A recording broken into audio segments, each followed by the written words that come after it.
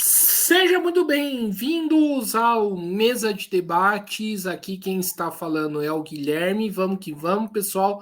Dar continuidade aqui na nossa programação da semana, conversando, debatendo aí, né, sobre várias questões, sobre vários temas e, obviamente, entrando aqui, né, na discussão, no debate eleitoral que que nós, Mesa de Debate, estamos promovendo, aí conversando com vários candidatos aí dos quatro cantos do Brasil e, obviamente, né, dando um enfoque, né, até porque nós somos de São José dos Campos, nos pré-candidatos, né, na verdade, pré-candidatos aqui da cidade.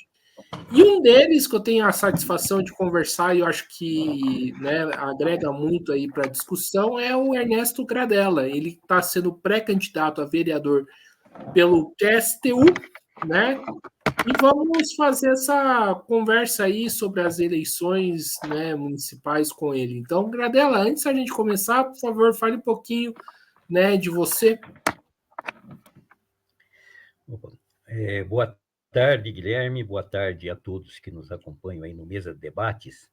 É importante que a gente possa, como pré-candidato a vereador pelo PSTU, expressar e debater, né, as ideias que nós temos em relação aí a essas eleições.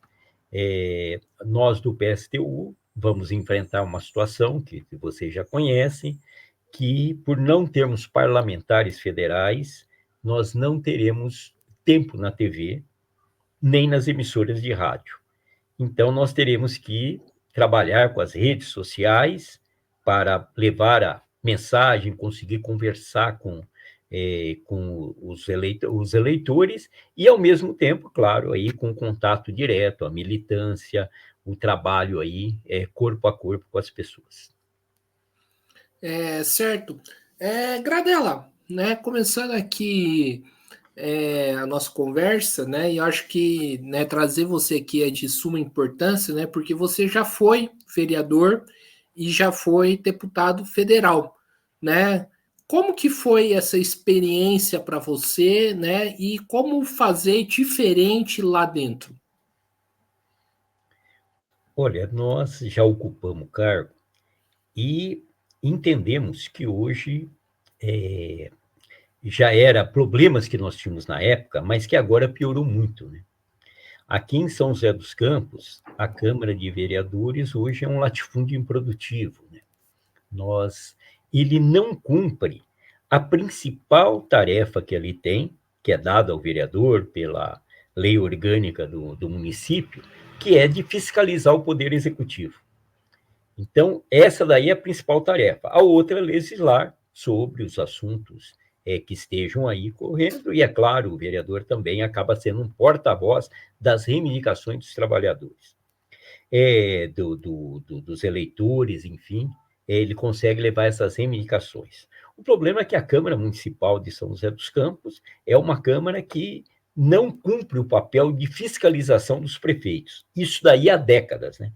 Quer dizer, desde que os governos do PSDB assumiram, eles criaram uma regra de controlar a maioria dos vereadores, trocando por cargos na prefeitura, por algumas obras que fazem nos bairros, a fiscalização, o direito de fiscalização que esse vereador teria.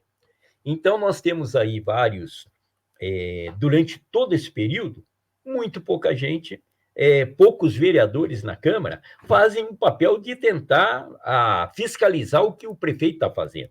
Então, uma cidade rica como a nossa, com um orçamento aí de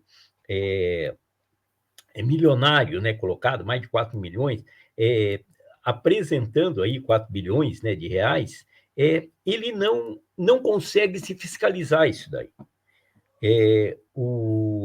A Câmara Municipal tem centenas e centenas de requerimentos de informação dos vereadores negados durante esse período.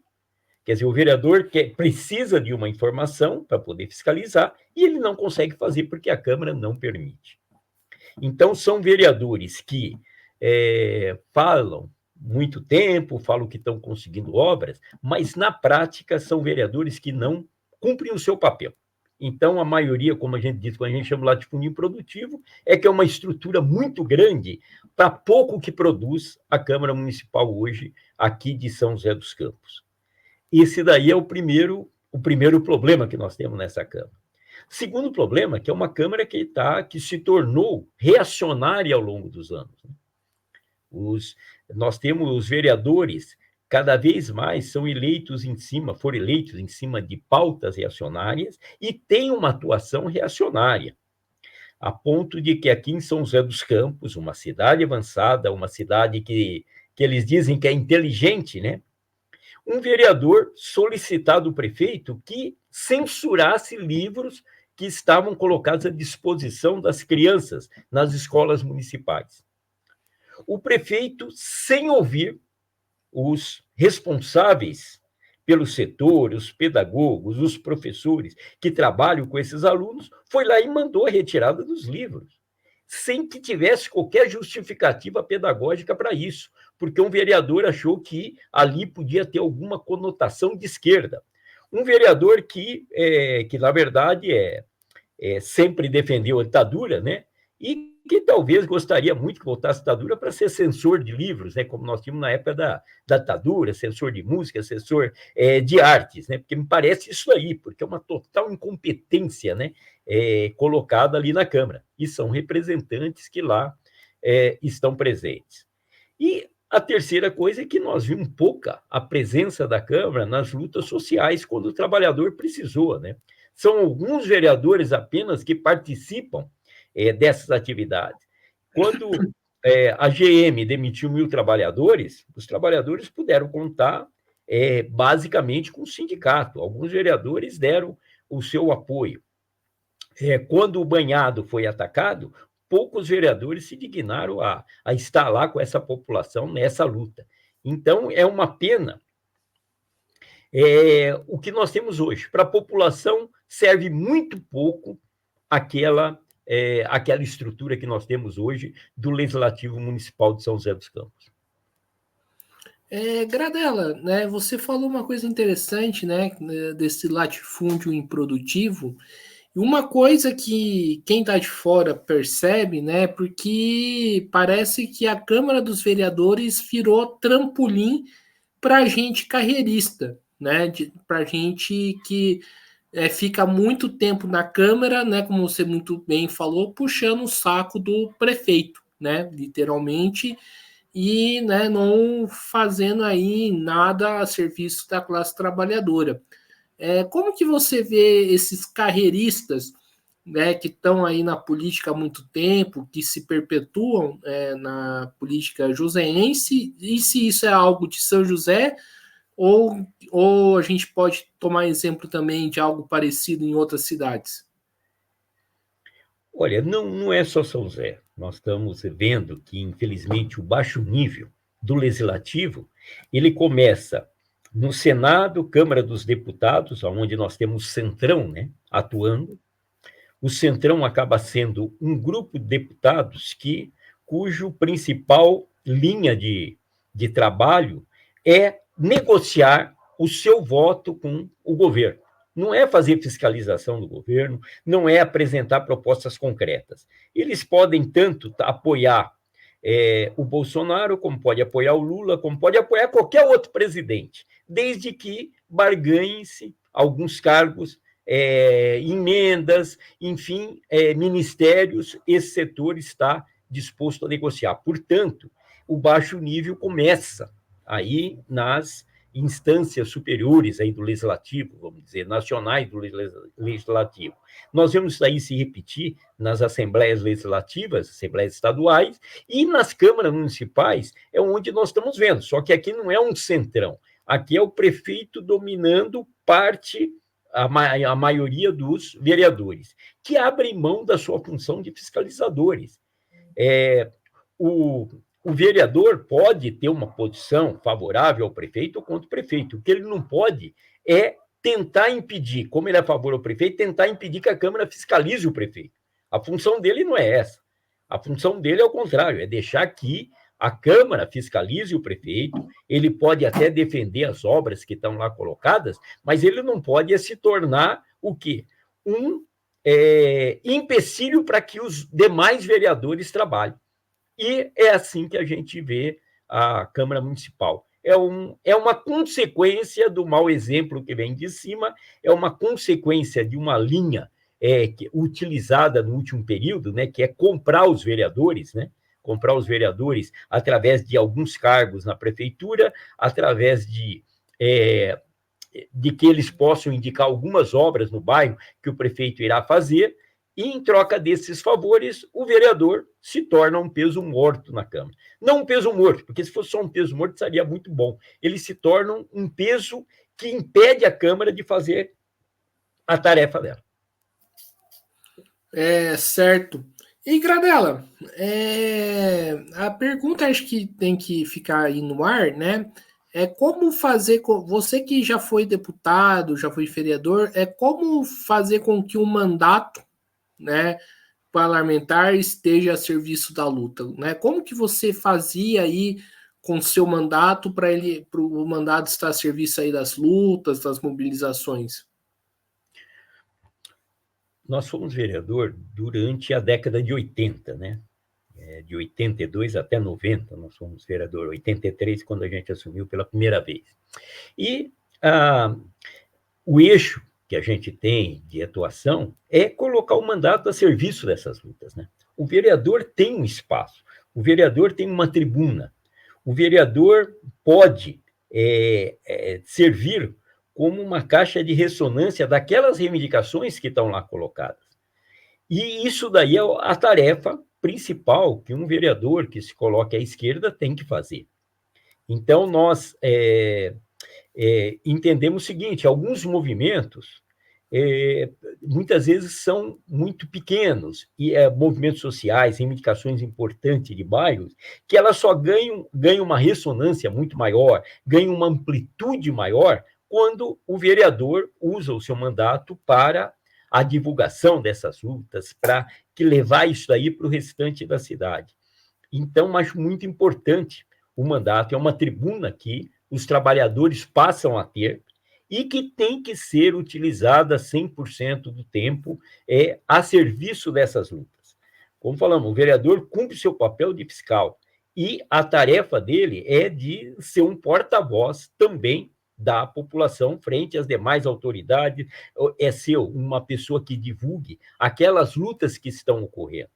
Então, um mandato pode ser muito bem aproveitado para as lutas sociais. E aí a gente até chama, né? Não é o caso do vereador falar como a gente vê hoje, né? Vai lá no bairro e fala: me eleja que eu vou construir aqui uma praça. Não vai fazer isso. Construir praça, quem constrói é o prefeito.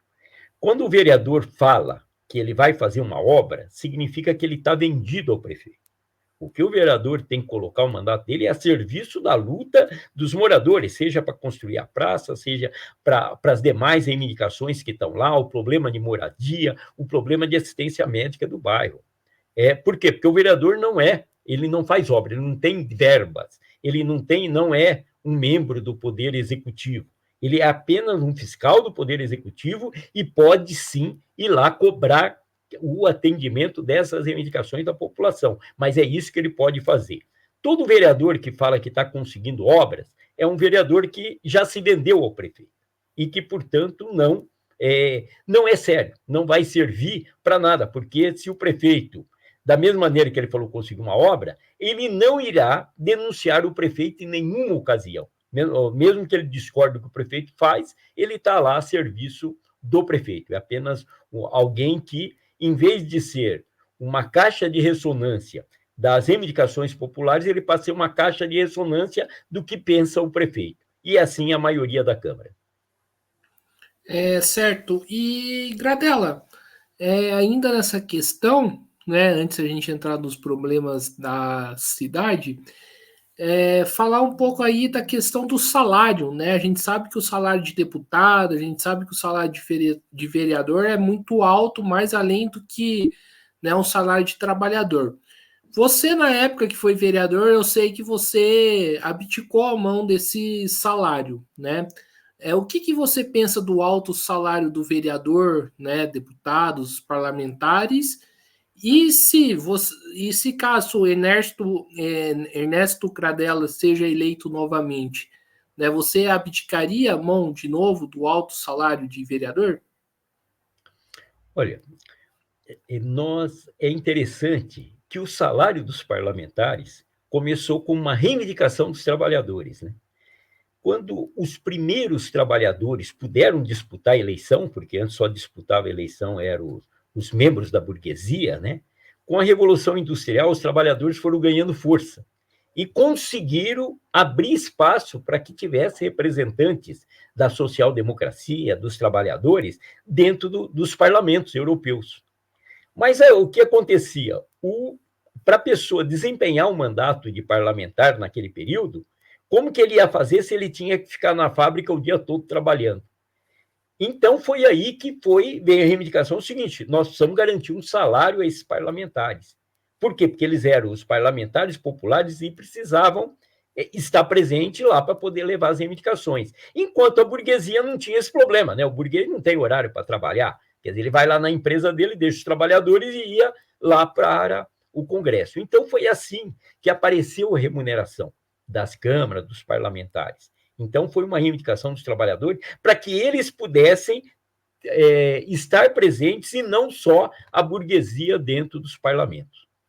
Agora, o que aconteceu foi que a burguesia sabe muito bem, ela foi criando uma série de favorzinhos, uma série de vantagens no sentido de cooptar esses parlamentares. Então, os salários não eram mais o que o cara ganhava na fábrica, o salário não é mais o que o trabalhador comum ganha. O salário que é pago é o salário muito acima, é o dobro, o triplo do que ganha hoje um trabalhador na sua função. Nós defendemos que os parlamentares recebam o que é o salário médio da população, o que é um salário no operário especializado.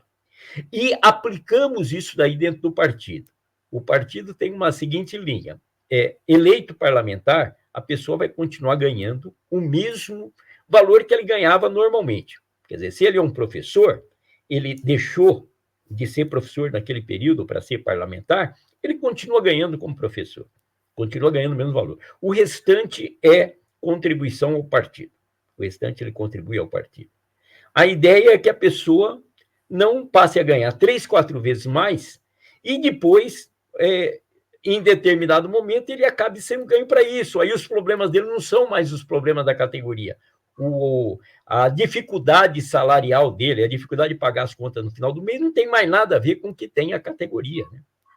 Então, é importante, a gente tira essa linha, a gente aplica em todos os nossos parlamentares, não só comigo, todos os parlamentares do PSTU têm esse compromisso de finanças, quer dizer, o seu salário será o seu salário pessoal, o que ele vai ter para o seu sustento da sua família, é o mesmo que ele tem agora, é o mesmo que ele tem antes do... É claro que há algumas despesas que são inerentes ao cargo, que você coloca também, mas o que vale é que a pessoa não irá receber mais por estar num cargo como esse. Ô, Gradella, aí nessa questão eu te questiono, né? Você falou aí dar o salário, né? Parte do salário do partido. Não seria o caso, né, de fazer a doação para as lutas dos trabalhadores? Sim, mas isso daí, quem vai fazer é o partido, não é o parlamentar. Nós não queremos instrumentalizar, né, o cara falando assim, não, eu dei o meu dinheiro para essa luta aqui, para depois eu pegar os votos em troca, né? Nós não podemos ter aquele negócio, eu estou doando para tal entidade, como os vereadores fazem, né? Eu dou para tal entidade porque depois essa entidade vai votar em mim. Quem vai destinar para as lutas é o partido. Pode destinar para as lutas aqui, pode auxiliar no Movimento Sem Terra lá do Pará, qualquer coisa. Quem faz esse tipo de distribuição não é o vereador.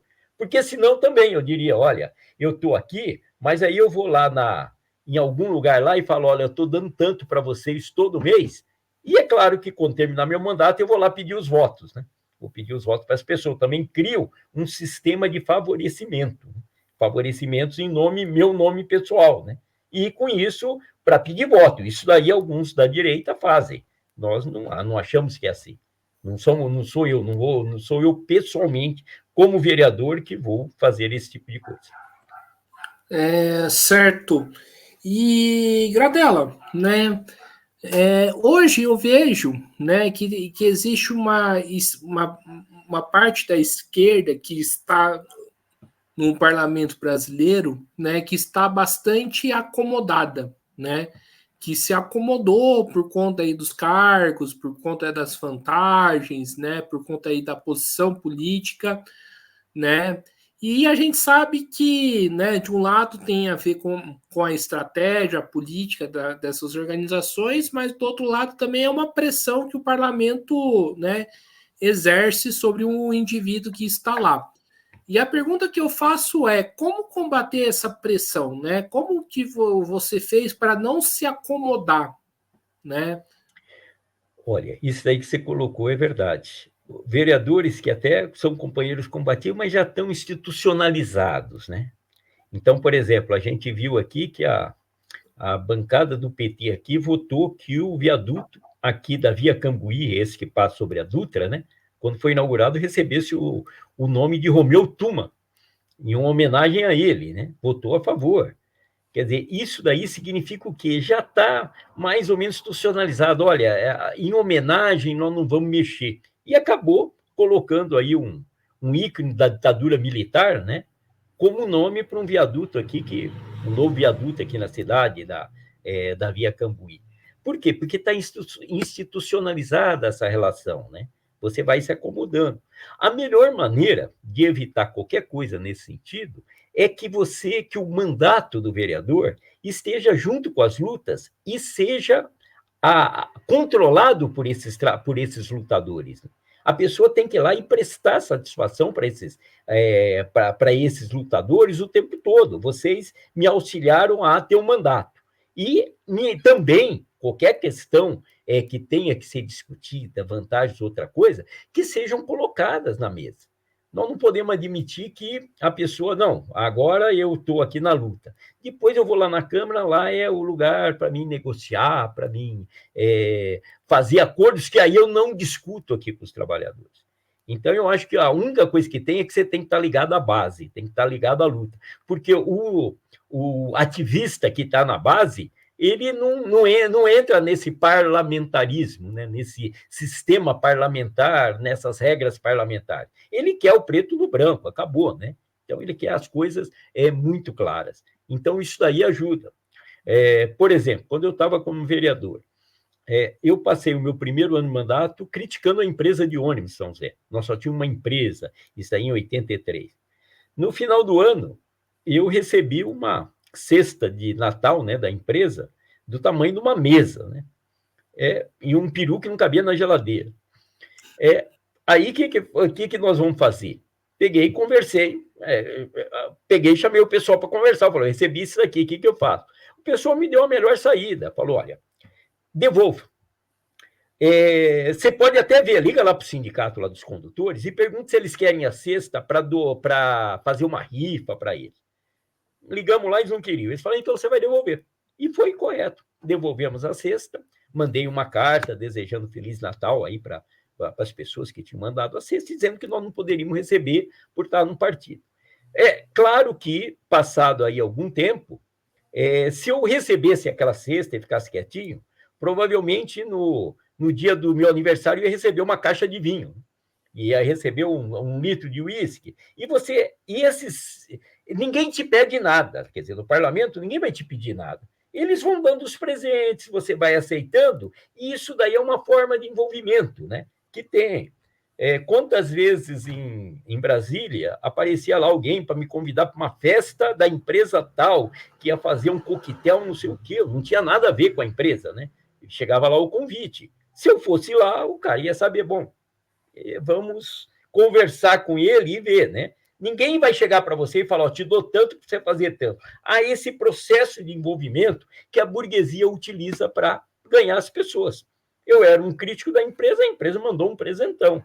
Devolvi. É claro que se eu continuasse com esse presente, como falei, eles iam continuar com essa política de mandar presentes, de outras coisas, até que a gente vai reduzindo as críticas, né? Porque já está muito bem relacionado com eles. Então, a única saída que tem é você estar ligado à base. Não, o fato de ser vereador não pode te tirar do meio dos ativistas que você sempre esteve. Nossa, né? Tá bastante interessante essa história do costume de empresas fazer isso com vereadores, deputados. Sim, sim. Por exemplo, numa reunião para tratar de uma questão, eu estava lá no Ministério do Transportes, quando estava como deputado. Aí a empresa falou, deputado, eu sei que você é de São Paulo, a empresa também, a sede é lá. A gente sempre tem um jatinho aqui da empresa que sempre vai para lá. Por que você não liga quando você tiver que ir para São Paulo? Você pode pegar carona com a gente, né? Eu nem conhecia os caras. Mas eles sabem que eu sou um deputado, então eles se oferecem um favorzinho, uma coisa assim. Ninguém vai ter, não pede nada, é apenas oferecem. Se eu ligo para eles e aceito, eles vão provavelmente tornar uma viagem bem agradável com isso e com outras coisas, até o ponto que eles vão vendo o seguinte, bom, que apito você toca, e vão ganhando dessa maneira. Então, o processo que a burguesia usa para envolvimento dos parlamentares, e aí, principalmente os da esquerda, porque os da direita já estão no esquema deles, né? Já fazem parte, né?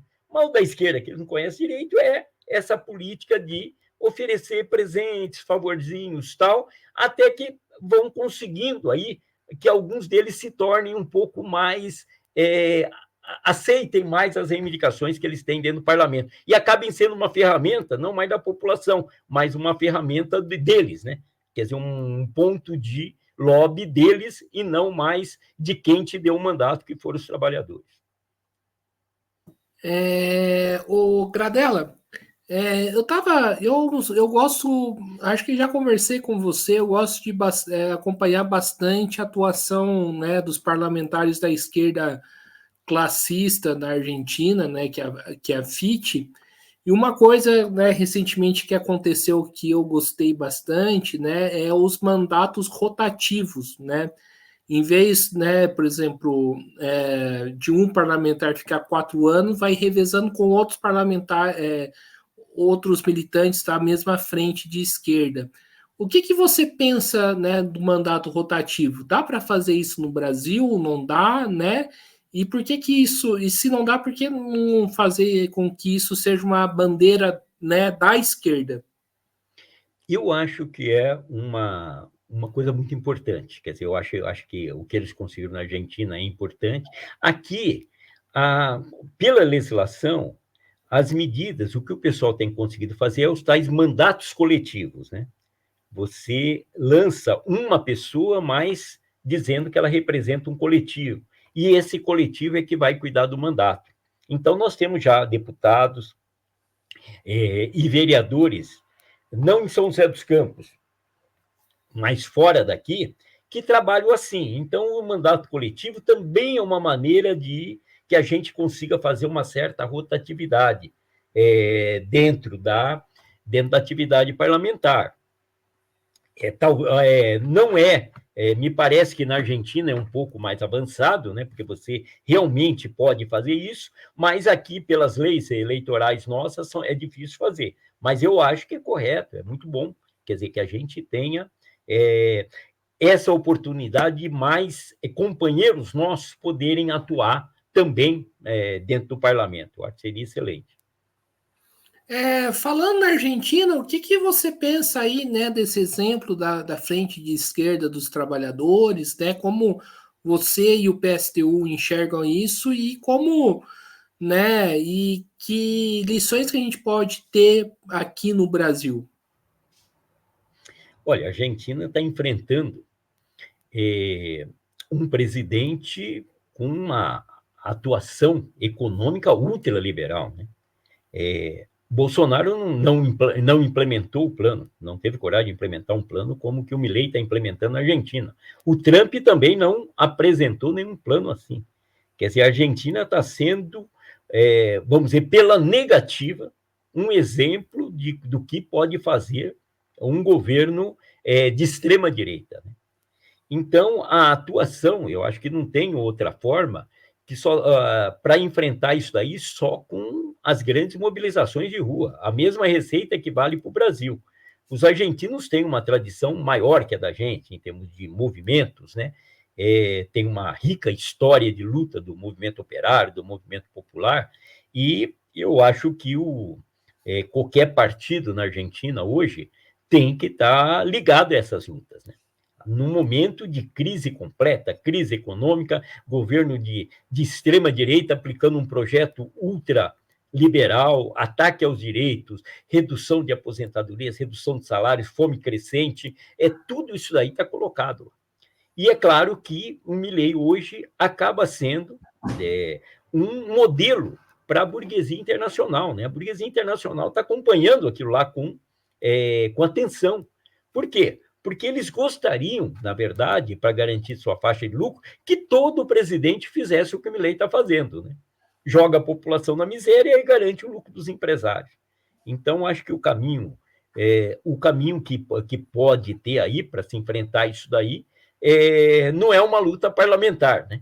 É uma luta o quê? Os parlamentares que a gente vê na esquerda têm que estar no movimento de massa, tem que estar a serviço de mobilizar as massas contra esse governo, que é o que ocorre em todo lugar, mas lá mais ainda, né, nesse momento.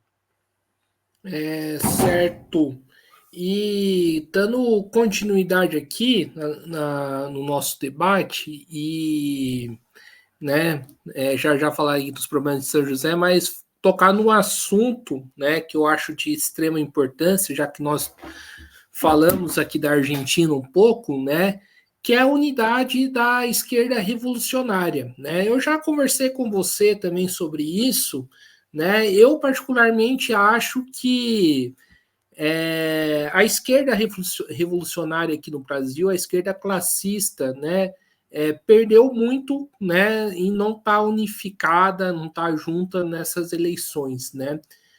Qual que é a dificuldade aí de unificar os revolucionários aí no Brasil, né, em torno de um polo, em torno de uma frente, né? E por que não fazer isso nessas eleições para levar para além das eleições, né? Que eu acho que essa seria, né, a principal tarefa, né, dos revolucionários, da esquerda revolucionária no Brasil.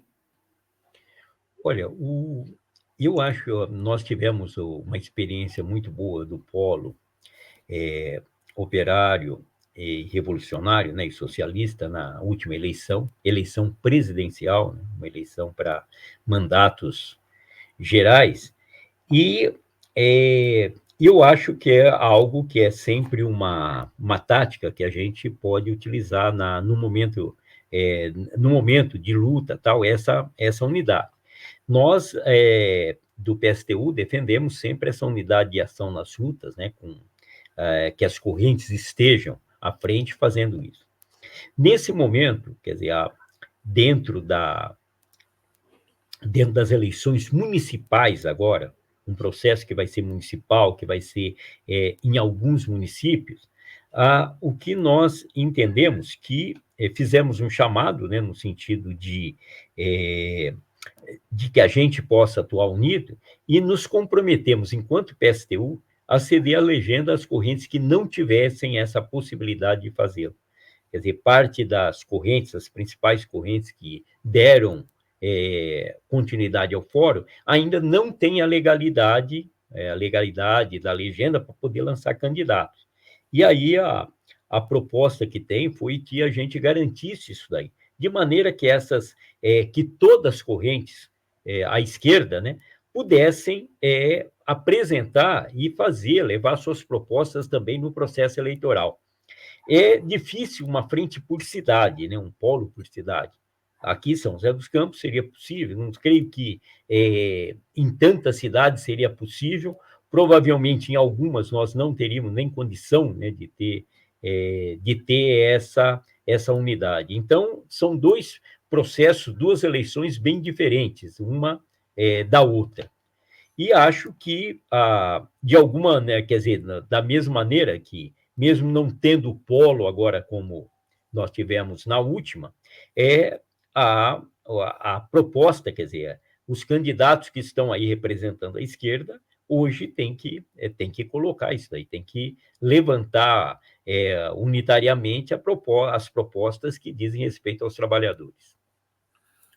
Certo. Agora, entrando um pouquinho aí nos problemas da cidade, né? E aí, e um dos grandes problemas aqui que a gente tem que discutir, debater, né, Gradela, é em relação, né, da luta dos moradores do Banhado, né? Como que você enxerga essa luta, né? E como que era na época que você era vereador de São José dos Campos, né? O que que mudou, o que que melhorou, né? O que que piorou? E, né, como que um mandato, né, de vereador pode estar a serviço da luta do banhado? Quando eu vim para cá em 1978 para São José dos Campos, né, eu não morava aqui, vim aqui porque arrumei um emprego na cidade, como a maioria, né, da população de São José, aquelas pessoas que vieram para São José dos Campos à procura de trabalho, né? E nessa época eu já conheci pessoas que tinham aí 60, 70 anos, que tinham nascido no Banhado. Quer dizer, então aquilo lá é algo centenário, o Banhado tem mais de 100 anos. Quer dizer, não é uma ocupação agora, que começou agora e que as pessoas não sabem. Aquilo lá era uma área onde não interessava, naquele momento, para a classe mais rica aqui da cidade, né?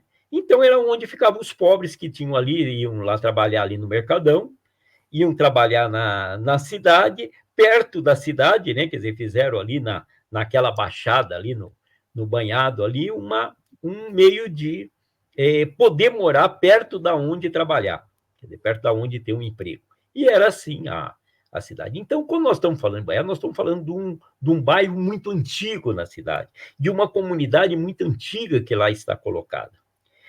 E agora, com a valorização imobiliária, o que acontece é que a ideia da prefeitura é de uma limpeza social, né? Eles não querem mais pobres aqui na cidade, no centro da cidade. O pobre tem que ir lá para a periferia, tem que ficar o mais distante possível. Eles não querem mais essas pessoas morando ali. Coisa que são pessoas que estavam lá bem antes, provavelmente, desses burgueses se mudarem aqui para São José dos Campos. Então, nós defendemos o seguinte: o Banhado não é uma ocupação. O Banhado é um bairro centenário, é um bairro que tem uma população que vive lá há muito tempo e que tem que ser respeitada, uma população trabalhadora. São José sempre contou com o trabalho daquelas pessoas que moram ali no Banhado, desde o centro da cidade. Se pensar como era o Mercadão antigamente, tudo dependia daquela mão de obra que está lá colocada.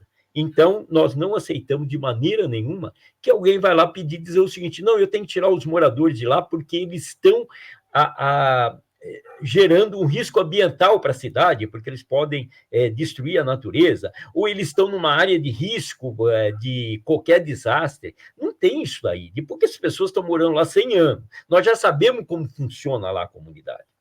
Teve época, inclusive, que se começou a se levar para lá alguns equipamentos públicos, né? Uma quadra começou a se levar, ter escola, creche, que aquilo lá é o que aquilo lá precisa. Hoje a prefeitura ela tem que o quê? Urbanizar aquilo lá. Tem que entrar com, vamos dizer, com recursos para que se torne um bairro. Os moradores lá merecem, estão lá há bastante tempo. Agora, ficar ameaçando esses moradores, como fazem as prefeituras do PSDB e agora do PSD, né, é realmente uma crueldade com a população. E nós colocaremos, quer dizer, sempre nos colocamos, né, enquanto ativista ou enquanto parlamentar, vamos nos colocar à disposição para que aquela comunidade lá permaneça. Quando eu fui vereador, não havia nenhum risco daqueles moradores serem de lá retirados. Agora tem, e eu acho que qualquer vereador para entrar que se comprometa com o movimento tem que se comprometer em defender a luta dos moradores do Banhado. Certo. E falando em bairros, né, de situação irregular, como está a situação do Banhado, né, temos vários outros em São José, né, Capão Grosso, Majestic, né, como que você vê esses problemas aí dos bairros irregulares, né, e qual que seria a melhor resposta para resolver isso? São bairros regulares, né? Porque muitas vezes falava bairro clandestino. Clandestino como? Se a prefeitura sabe onde fica, todo mundo sabe onde fica, não tem nada de clandestino, né? Aquilo é um bairro conhecido, aquilo lá foi loteado, as pessoas lotearam aquela região lá, com, com beneplácito da prefeitura, que a prefeitura não foi lá evitar que esses bairros fossem loteados. Ela deixou, como ela expulsa os moradores do centro, ela está na periferia, tudo bem, se acomodem por lá. Então, a prefeitura permitiu que esses bairros fossem montados. A prefeitura não impediu que os lotes fossem vendidos por alguns oportunistas aí, que são conhecidos na cidade, inclusive, que fizeram isso em vários bairros. Vão lá e pegam áreas, tal, transformam em bairros populares, vendem os lotes e somem. E deixam a população lá com um contrato de gaveta que não tem valor, porque não tem registro junto à prefeitura. Se a prefeitura permitiu que esses bairros se montassem, que esses bairros fossem instalados, agora ela é responsável em legalizar a situação desses moradores. Não é que eles estão lá e a prefeitura não sabia. A prefeitura fala que não foram legalizados, mas ela poderia, sim, ter, desde o início, ido lá e cobrado um processo legal para esses bairros. Então, o prefeito é responsável por eles. Agora não tem mais saída. Esses moradores já estão morando lá há anos, já investiram as suas economias numa moradia lá. Então, portanto, não há mais o que fazer. Agora trata-se de urbanizar o local decentemente e, ao mesmo tempo, regularizar a situação desses moradores. São cidadãos de São José, merecem ter ali o mesmo registro, o mesmo tratamento dos demais. Infelizmente, a prefeitura ela costuma cuidar muito aqui do centro, né, da cidade. Nessas periferias, ela vai deixando e jogando os problemas para os moradores mesmo resolver. Então, esses moradores conseguiram, aí, com o tempo, conseguiram que fosse o ônibus, através de pressões, e agora a fase que falta é a prefeitura legalizar toda essa situação. Coisa que nós temos que lembrar, né? A prefeitura pouco se preocupou aonde morava a população, né? Os prefeitos do PSDB pouco se preocupava onde que a população pobre morava na cidade. Tanto que a Secretaria de Habitação na cidade só foi criada depois que veio o Pinheirinho. Quando houve a ocupação do Pinheirinho, e que se mostrou o quê? Que não tinha nada destinado àquela população de baixíssima renda, né, que estava lá no Pinheirinho, é que a prefeitura foi criar uma Secretaria de Habitação para dizer que ela, sim, ia ter uma política municipal para eles. E, na verdade, nunca teve. Acabou o Pinheirinho, o terreno está lá, e hoje, quais casas estão sendo entregues? Nós estamos entregaram algumas durante um período e agora sumiu novamente isso daí. Então, é necessário, sim, uma política habitacional para que as pessoas não criem bairros irregulares.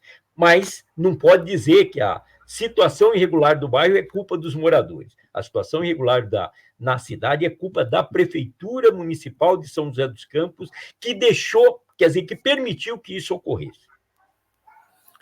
Gradela, vou fazer uma pergunta para você. Eu escuto bastante, né, falarem aqui de São José, falando que São José é uma cidade conservadora, né, que tem aí, né, atualmente 3 candidatos aí da direita / extrema direita na frente das eleições, né? Eu acho que o Wagner está em terceiro, disputando aí com o Dr. Elton, né? Mas eu escuto bastante que São José é uma cidade conservadora. Eu queria que você falasse um pouco sobre essa afirmação. Até onde que essa afirmação é verdadeira? E na sua época, existia esse conservadorismo ou não? Na sua época que você era vereador. Olha, nós temos que dizer que São José dos Campos, na década de 80, foi uma cidade que era um modelo de cidade de lutas, né? Dos movimentos sociais. Era uma cidade vermelha, não era uma cidade conservadora. Tanto que na primeira eleição que foi em 1982, com a participação do PT, eram 4 partidos apenas, né? Que participavam, já foram eleitos 2 vereadores, no caso do PT, mais 5 da antiga Arena, né? E 12 do PMDB. Então, era uma cidade que votava contra a ditadura militar. Aqui não podia, na época, a eleição para prefeito veio só depois, durante toda a ditadura, isso daqui era considerado uma estância hidromineral, portanto, não podia ter eleição, porque era um importante polo operário com grandes empresas, né? E esses redutos operários, a ditadura tinha muito medo, né? De qualquer atividade política desses operários. Então, São José, na década de 80, foi uma cidade de muita luta, de muito avanço, a ponto do PT ter se construído aqui com uma facilidade que eu falo com uma facilidade assim, incrível para os dias de hoje. Né?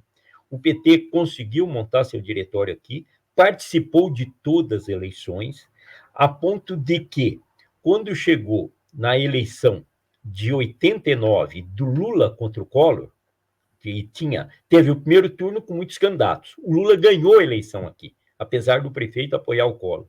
Veio o segundo turno, Lula e Collor.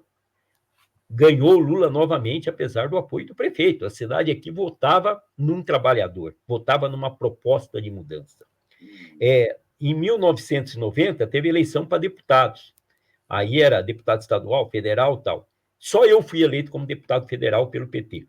Nenhum deputado dos demais partidos da direita conseguiu ser eleito. Em seguida, em 92, foi eleita a Ângela Guadagnin, 92, isso, na eleição 92, como prefeita da cidade, pelo PT. Então, nós tivemos aqui, nós não podemos dizer que a cidade aqui era uma cidade com origem conservadora. Ao contrário, aqui sempre foi uma cidade industrializada, um polo operário, um polo de luta muito importante. E eu acho que o grande problema foi que o PT acabou depois, quer dizer, durante a década de 90, e principalmente depois nos governos do Lula, acabou se colocando contra essa organização dos trabalhadores, essa forma de luta independente dos trabalhadores, trabalhador vota em trabalhador, trabalhador tem que se organizar independente dos patrões. Aí aquela situação do PT de amaciar as lutas, apelegar as lutas populares durante o período que teve na presidência, durante o período que teve no governo, trouxe efeitos para todo o movimento social, para todo o movimento sindical. Então, a CUT, uma central de lutas, passou a ser uma central governista. Mesmo movimentos como o MST passaram, muitas vezes, a fazer as suas atividades de acordo com o que estava levantado aí. Então, há um grande desserviço que o próprio PT prestou para o movimento geral no país e que tem reflexos também em São José dos Campos. Né? Hoje, essa cidade, depois de um tempo, passou a votar novamente, voltou a votar na direita, né, nos candidatos da direita, passou a votar em propostas que não refletiam mais a luta dos trabalhadores. E eu, da mesma maneira, eu acho que isso aí é um período. Quer dizer, eu acredito que logo, se a gente fizer um trabalho sério, se todos nós formos para as lutas, essas lutas irão construir novas lideranças para que a gente tenha em São José um voto progressista, um voto dos trabalhadores, um voto socialista. É possível construir isso. São José já teve. E nós temos que trabalhar para isso agora. É claro que são outras condições econômicas. As condições econômicas na década de 80 eram uma, depois veio a abertura neoliberal do governo Collor, depois do governo Fernando Henrique. Houve mudanças na própria estrutura da sociedade, mas o número de trabalhadores que nós temos, os problemas sociais estão todos aí. E é possível, sim, que a gente traga esse trabalhador, que ele perca a ilusão, tanto nessa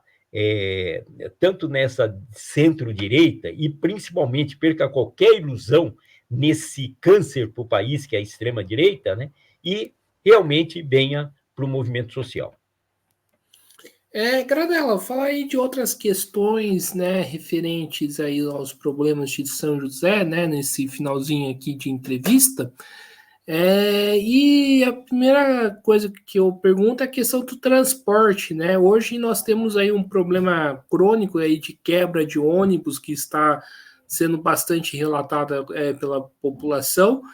Como que você vê isso, né? E você citou um pouco, né, que você passou seu primeiro ano de vereador, né, criticando a empresa de transporte, né? Como que era naquela época, né? Como que você fez esse combate e tudo mais?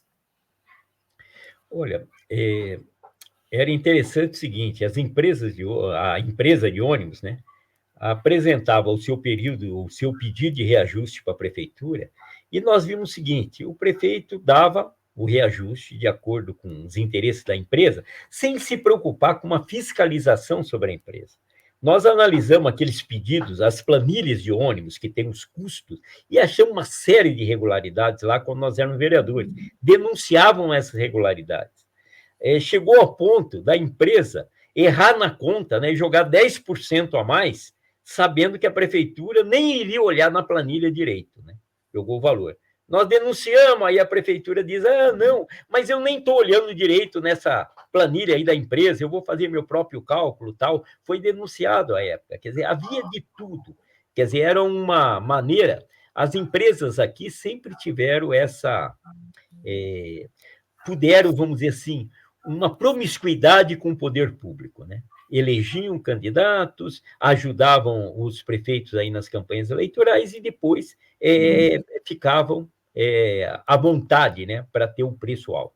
Então, São José dos Campos sempre teve uma das tarifas mais altas do país, que bate com qualquer capital aí aqui, né, da existente, e o serviço também sempre foi objeto de reclamação. A empresa aqui sempre se utiliza ônibus lotado, ônibus velhos, tudo isso aí serve para dar mais lucro para a empresa. Então, sempre se tentou controlar, mas os prefeitos não enfrentaram essa situação como deveriam fazer. Nós achamos, inclusive, que hoje o debate a ser feito é o debate da tarifa zero, né? Nós achamos que é possível, algumas cidades já encaminharam. Antes era uma ideia que a gente passava aí, que o pessoal achava: nossa, mas isso aí é impossível. A tarifa zero para o transporte coletivo, nós temos que ter isso daí. Por quê? Porque hoje é importante que as pessoas possam se deslocar sem ter que pagar essa tarifa altíssima. Eu não posso sair para passear com a minha família, se eu moro lá no Novo Horizonte, tenho 2 filhos pequenos, com meu salário, eu pagar as passagens, vir aqui para o parque da cidade e voltar depois. Fica muito caro as passagens. Hoje era um custo demasiado. É um custo tão alto que, para quem mora na região aqui da Vila Industrial, Vila Tesouro, ou mora ali no satélite, é mais barato pagar o combustível do carro do que pagar a passagem de ônibus. Com combustível, você consegue gastar menos durante o mês indo e voltando de carro do que indo e voltando de ônibus. Quer dizer, então isso aí força a cidade a cada vez ter mais carros, cada vez ter mais veículos rodando e menos pessoas utilizando o transporte coletivo. Então nós temos que mudar essa realidade. São José dos Campos tem que investir no transporte coletivo, tem que utilizar, ter a tarifa zero e cobrar essa tarifa de outras formas, através de impostos aí que sejam cobrados em relação a isso, porque isso aí vai ajudar o comércio, isso aí vai ajudar as indústrias, vai ajudar, em final, que a cidade funcione muito melhor. E nós vamos acabar tirando um pouco desse número de carros que tem aí que estão nas ruas hoje e que cada vez forçam a mais obras viárias, e essas obras viárias cada vez consomem mais dinheiro e a população continua insegura, continua com um transporte coletivo muito ruim. Então, o transporte coletivo tem que mudar a cara, tem que ser um outro tipo de transporte. Esse transporte hoje não interessa. O modelo de transporte aqui na cidade, em São José dos Campos, não é nada inteligente, é super atrasado, né? Eles falam que São José é uma cidade inteligente, mas utiliza-se de um sistema de transporte o mesmo sistema de 50 anos atrás, né? Valorizando o carro, valorizando aí apenas o transporte individual e não o transporte coletivo. Gradela, última pergunta aí para a gente finalizar a nossa entrevista, né? Você falou aí dessas obras, né? E tem muitas obras que eu vejo em São José dos Campos, eu me pergunto, né? Para que serve, né? Como, por exemplo, a ponte do Polim Caipira, que fica perto, né, do Colinas. E eu queria saber de você, né? Para que servem essas obras e o que está de trás, né, dessas obras? Qual é a relação política com as empreiteiras que está por trás disso? Então, nós gastamos ali naquele conjunto ali de viadutos lá que o pessoal apelidou de bolinho caipira lá, gastou 62 milhões de reais, né? É muito dinheiro mesmo do que você poderia fazer até para melhorar o sistema viário.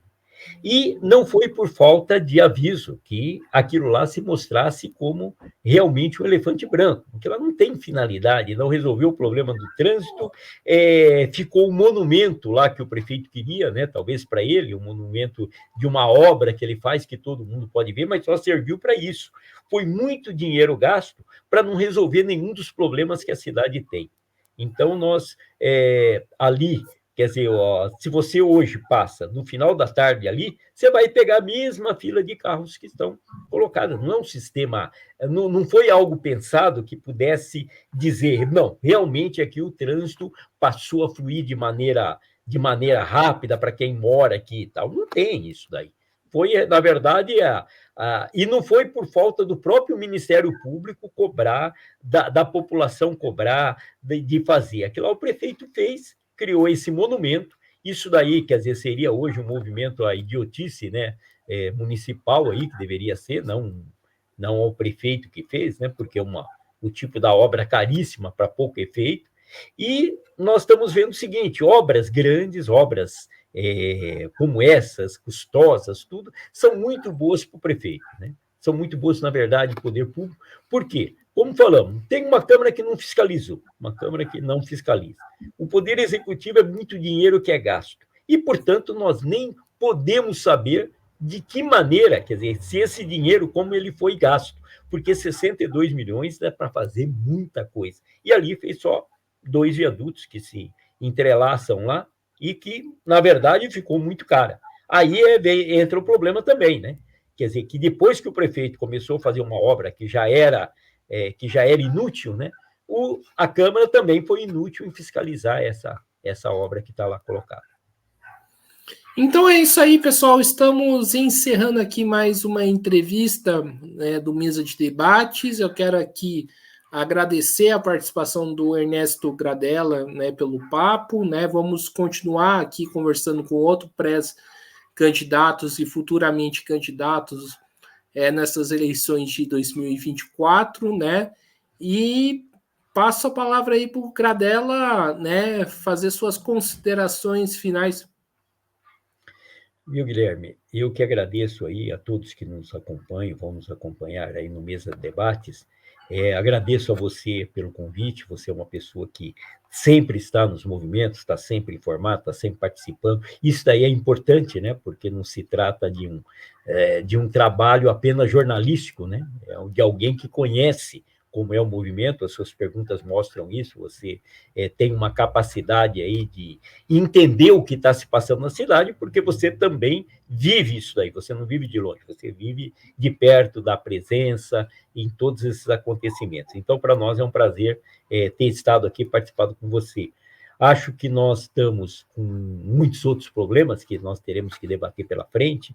Um deles é a privatização do Parque da Cidade, uma tentativa da prefeitura, que inclusive já está fazendo um conjunto de obras viárias para depois facilitar a instalação de shoppings, restaurantes no Parque da Cidade. Ela já está mexendo, antes mesmo de avançar na questão da privatização do parque, é só a pessoa passar ali na Sebastião Gualberto, na Avenida Sebastião Gualberto, e do outro lado nós temos aí também a questão da usina termoelétrica lá de Caçapava, que é algo que vai afetar também São José dos Campos, né?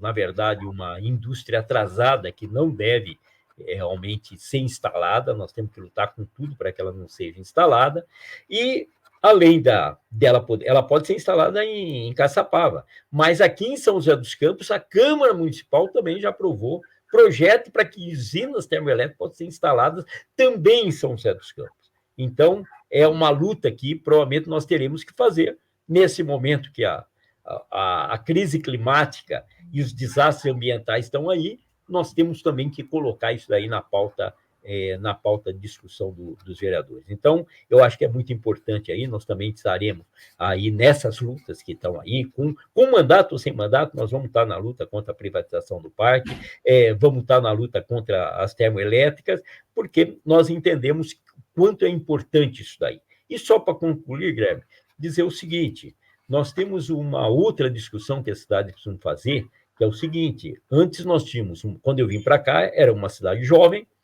uma cidade com muitas crianças, uma cidade que precisava de escolas, que precisava de desenvolvimento. Hoje nós estamos nos tornando, como todo o Brasil, como todo mundo, uma cidade mais idosa. E, portanto, nós também vamos querer cobrar políticas públicas para os idosos. Então, São José dos Campos já tem hoje aproximadamente uns 100 mil idosos, dos 700 mil habitantes que nós temos, um pouco mais de 700 mil, e a tendência é que até completar essa década, ou mais um pouquinho, nós logo estaremos com 150 mil pessoas com mais de 150, com mais de 60 anos. Logo chegaremos a 150 mil pessoas. Percentualmente, essa população idosa está crescendo. Percentualmente, nós não vemos nenhuma mudança no orçamento municipal para o atendimento dessas pessoas. Então, essa daí é mais uma questão que nós vamos ter que tratar durante todo esse período. Fica aí, eu agradeço o espaço aí, então, que você nos proporcionou. Aí. Um grande abraço a todos que nos acompanharam. Então, maravilha, mais uma vez aqui agradecendo ao Gradella, também agradecendo a você que estiver nos assistindo. Peço aqui que se inscreva no canal Podcast Mesa de Debate Instituto Um Pouco, acompanhe o nosso trabalho, curta, compartilhe, comente aqui as nossas entrevistas, matérias, programas e segue a gente nas nossas redes sociais. Nós estamos no Facebook, TikTok, Instagram e no Kawaii.